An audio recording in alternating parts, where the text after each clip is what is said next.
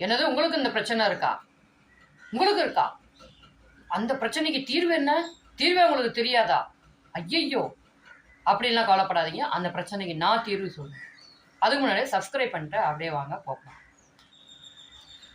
தந்தை மகன் அவங்களுடைய வயதுகளோட வித்தியாசம் எப்படி இருக்குன்னா 3:1 அப்படின்னு இருக்கு.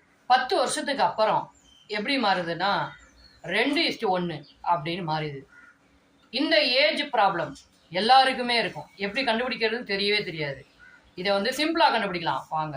ஒன்றுமே இல்லைங்க. தந்தை மகன் அவங்களுடைய வயதுகளுடைய வித்தியாசம் எப்படி இருக்கு? 3:1. 10 வருஷத்துக்கு அப்புறமா எப்படி மாறுது? 2:1. அவ்வளவுதானே. 3 அதை எடுத்துக்குங்க. 10 வருஷத்துக்கு அப்புறம் அதையும் எடுத்துங்க. 2ஐயும் பெருக்குங்க. பெருக்குனா என்ன வருது? 30 வரும். 30 3னா 1 எவ்வளோ இருக்கணும்? 10.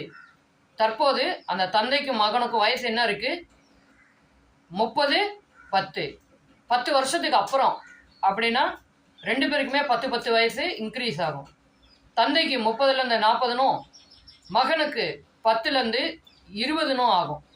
இப்போ இதுக்கு ரேஷியோ பார்த்தீங்கன்னா 2:1. இவ்வளோதாங்க. இந்த ஏஜ் பிரச்சனையை டக்குன்னு தீர்த்தாச்சு. எத்தனை மாதிரி கொடுத்தாலும் இந்த மாதிரி வந்து நீங்கள் ப்ராப்ளத்தை தீர்த்துக்கிட்டே போகலாம். நம்ம சேனலை சப்ஸ்கிரைப் பண்ணி இணைஞ்சே இருங்க. நிறைய வீடியோஸ் உங்களை தேடி வந்துக்கிட்டே இருக்கும். பாய்.